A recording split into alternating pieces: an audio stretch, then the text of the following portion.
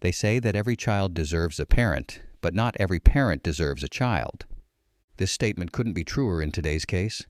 Instead of seeing his children as tiny humans who needed his protection, Mick Philpott saw them as his personal cash cows that brought in benefits from the government.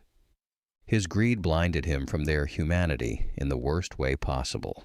He was fame-hungry, narcissistic, and diagnosed as a psychopath who made everyone's life around him a living hell. In this video, we'll look at how Philpott and his accomplices took the lives of 6 young children and what drove them to do this heinous act. Let's get started. Mick Philpott was born in 1956 in Derby, England.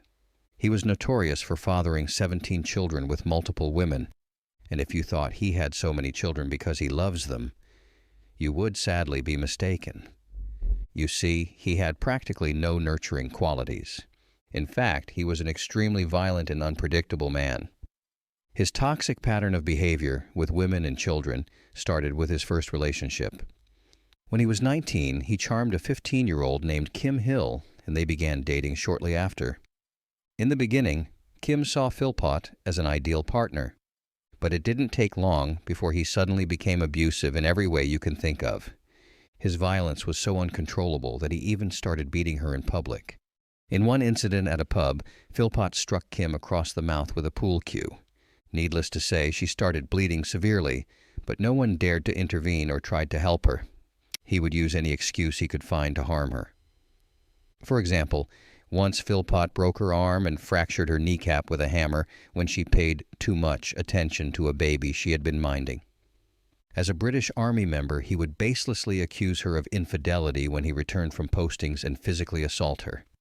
He also shot Kim in the groin with a crossbow one time because he felt her dress had been too short.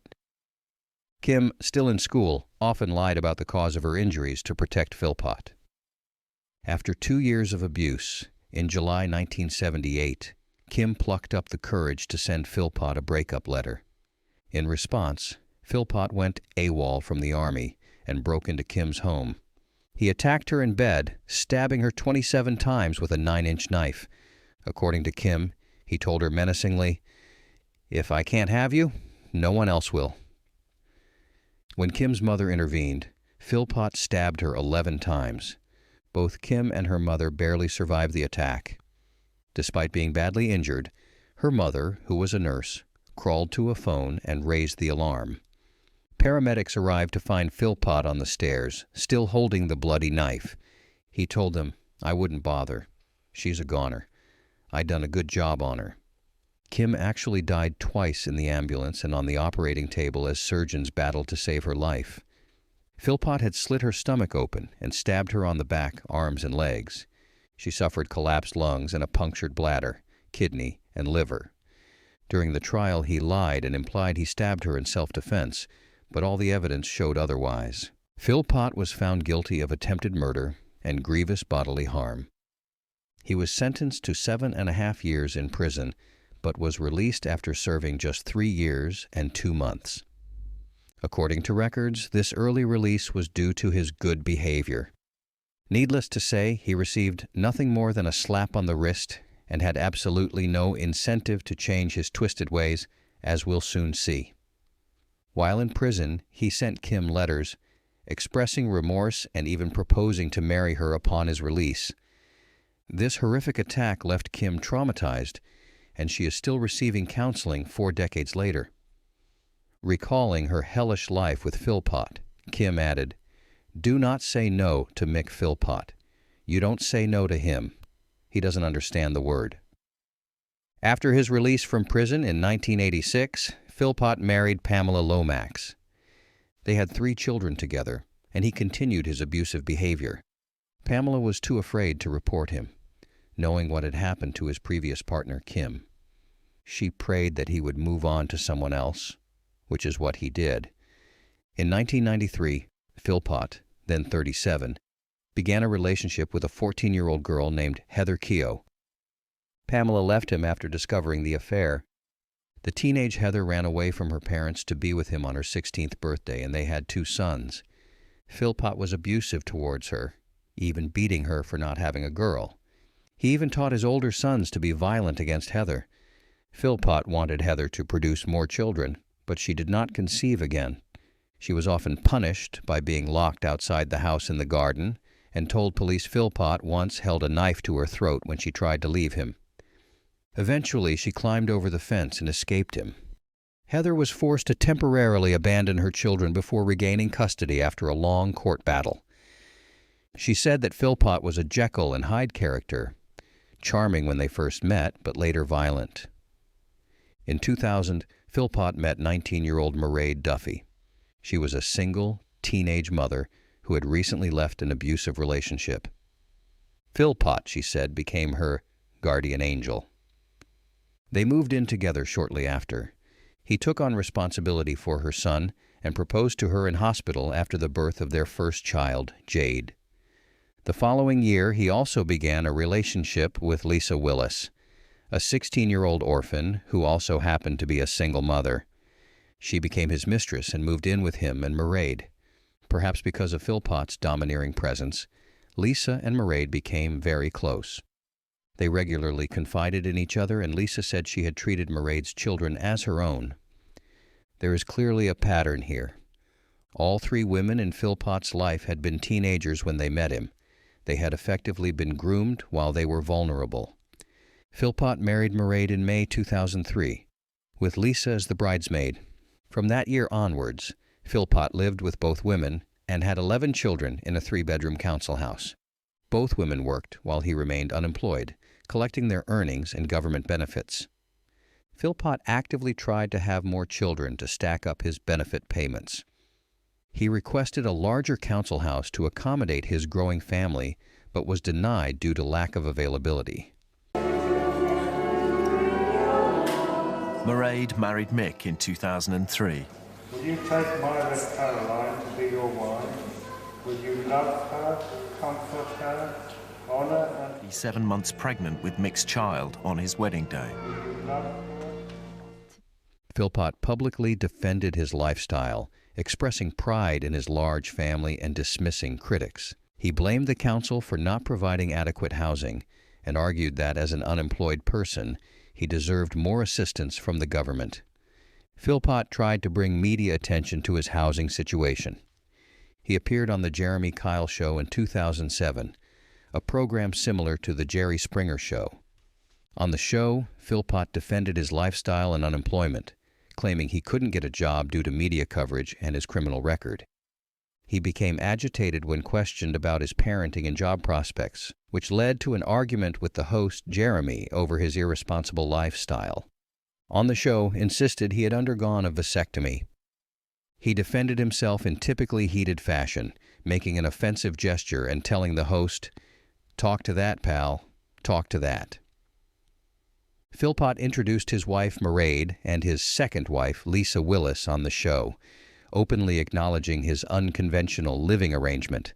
He claimed he didn't care what the public opinion was about his lifestyle and large family. Philpott also said he was prepared to divorce his wife to marry Lisa, and then divorce her simply so that she would not feel left out because she did not share the Philpott family name. He went on to have 2 more kids after it and was dubbed Britain's biggest scrounger after it was revealed he was raking in £25,000 a year in benefits. So Philpott's plan to gain public support for a larger house was unsuccessful. Today I want to discover the man behind the headlines and uncover the truth about the guy who has been branded Britain's biggest scrounger. Listen, you're going to criticise my family, pal, and my kids. I'll criticise you as much as I want. Sorry, this is a free country. In 2007, Philpott appeared in an episode of a documentary series in which the then Conservative MP Anne Widdecombe spent a week with him and tried to persuade him to change his lifestyle. She found Philpott 3 jobs, one of which was with a barrel-making firm, but he did not turn up for work on the first day, and the job fell through. In the documentary, Philpott was shown to be living in a caravan in his garden, in which his wife and mistress would alternate in spending nights with him. The MP said that Philpott did not care about anyone, and that he used the word bitch to refer to both his wife and his mistress. She also noticed that none of his children sought affection from him. Although many people could not understand why the women in his life accepted their lot or even desired it, The general opinion was that his partners got on well with one another, but behind closed doors, the tensions between the throuple had reached a boiling point. And I've got my kids, and I've got my family. That's all I care about. Nothing else. Don't say so then. Don't say so then. Can I just get if I could get the distribution of children right? Is I've that got right? 3 with my first marriage. Yeah. 2 with another young lady. 5 with Mairead. Yeah. 4 with Lisa. And 1 with another young lady. And Right. 2 on the way. So that's 15 now, Plus- plus 2 on the way. Plus 1 when I was in the armed services, which I've never met. He asked Mairead to divorce him 3 times so he could marry Lisa. In 2010, Philpott was given a police caution for slapping Mairead and dragging her outside by her hair. But he wasn't nice to Lisa either. Philpott hit her with a piece of wood, threw a hot cup of coffee at her, and prevented her from leaving the house or speaking with any men. In February 2012, Lisa had finally had enough of the toxic situation she was in. She decided to leave Philpott. She told Mairead she was taking her 5 children swimming, but instead moved in with her sister. This was the only way she could leave without any confrontation. 3 months after Lisa left, Philpott was still seething with anger and entangled in a rough custody battle over their 5 children. So he, along with his wife Mairead and a family friend named Paul Mosley, did the vilest thing you can think of. They planned to burn down their home with their own children inside and frame Lisa for it. The arson was scheduled for the day before a custody hearing between Lisa and Philpott. He wanted his children back, motivated by his greed for more benefit payments and the potential to get an even bigger council house. The plan involved Philpott and Mosley putting gasoline into the mail slot and setting fire to the house. Then Philpott would swoop in and rescue his 6 children from the fire, making himself look like a heroic father and win the custody battle. To say that this idea was misguided would be an understatement. On May 11, 2012, at 4 a.m., Philpott's plan to set fire to his house went tragically wrong. The fire spread much faster than anyone expected. It resulted in the deaths of 6 children. Jade, John, Jack, Jesse, and Jaden died at the scene, while their half-brother Duane died in the hospital 2 days later. All deaths were caused by excessive smoke inhalation. Fire investigators reported that temperatures in the upstairs bedrooms exceeded 500 degrees Celsius, leaving no chance of survival for anyone in those rooms. Police confirmed that the fire was deliberately started with petrol under the letterbox, classifying it as arson and officially stating that 6 children had been murdered. I can't get them back in the kids' room. Stick to them. Is it a terrorist house? Yeah, but we've got the police on the way. Have you any idea what's caused the fire? I've no idea, mate. They just woke up. I didn't know. All of these children belonged to Mairead and Philpott except Duane, who was her teenage son from a previous relationship. Jade was only 10 years old. She was described as very intelligent and well regarded at school. 9-year-old John was cheerful, smiley, and polite. Jaden, a 5-year-old, loved lots of cuddles from family and friends. Shy and bashful Jack, 7, was the quietest sibling and a delight to be around. Jesse, 6 years old, was described as a loud character in the family. Duane, the eldest victim at just 13, was described as a charming and caring young boy who was a protector for his younger brothers and sister. Nobody in the community had the slightest clue that a father could do such a thing. Many people who knew and socialized with Philpott and his family defended his lifestyle, saying negative representations of the area, and the man did not live up to the reality. One local, Bobby Sutherland, was inspired to set up a charity to help pay for the funerals of the 6 children, whom he claimed Philpott loved desperately. Fighting back tears as he stood in the street outside the fire-ravaged family home, he said at the time, "Yeah, they can slag him off, but he loved his kids. Yeah, you make mistakes, but you don't deserve that. Nobody deserves that." This shows just how good Philpott was at manipulating the people around him and maintaining his image as a good husband and father. At first, Lisa Willis and her brother-in-law were questioned, but they were quickly cleared of any suspicion. Meanwhile, witnesses reported that Philpott behaved strangely for someone who had recently lost several of his children and appeared to like the media attention. A mortuary manager said Philpott engaged in horseplay when he went to view his children's bodies, even putting a family liaison officer in a headlock during one visit. As part of their investigation, the police organized a press conference where Philpott and Mairead spoke. During this conference, Philpott thanked various people for their support and announced their decision to donate Duane's organs to save the life of another child.